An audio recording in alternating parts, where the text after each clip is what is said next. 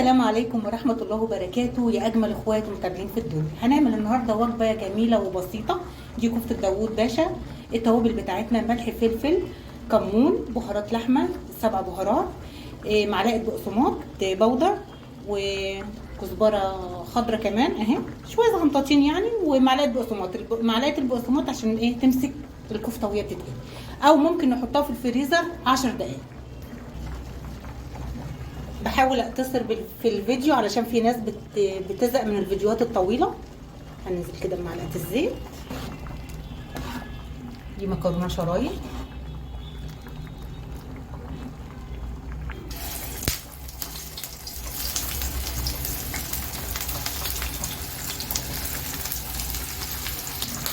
زي ما انتوا شفتوا كده ما بتتقلبش، يعني هنا دقيقه والناحيه الثانيه دقيقه وخلاص، ما بتتقلبش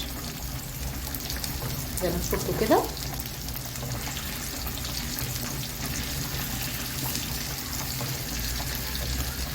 في جنب كده هننزل بالبصله،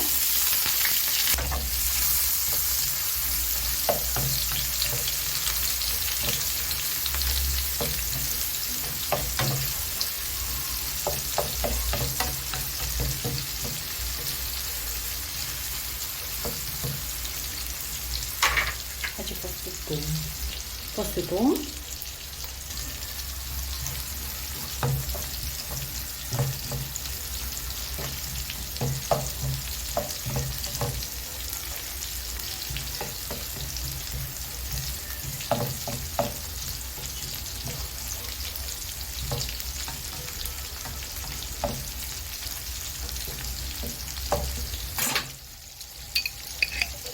معلقه صلصه، معلقه واحده بس،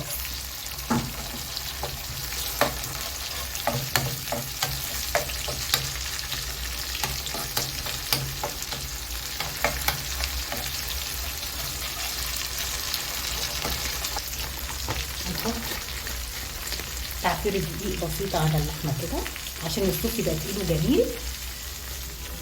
ننزل بالطماطم،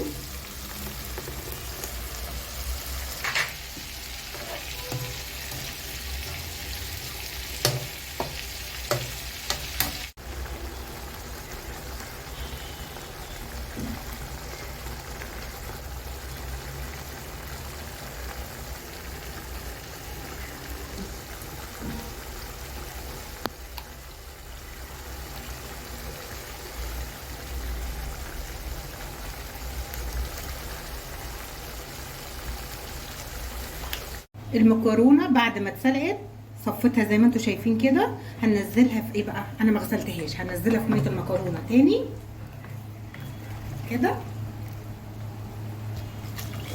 فكه التاني ازاي معانا اهي.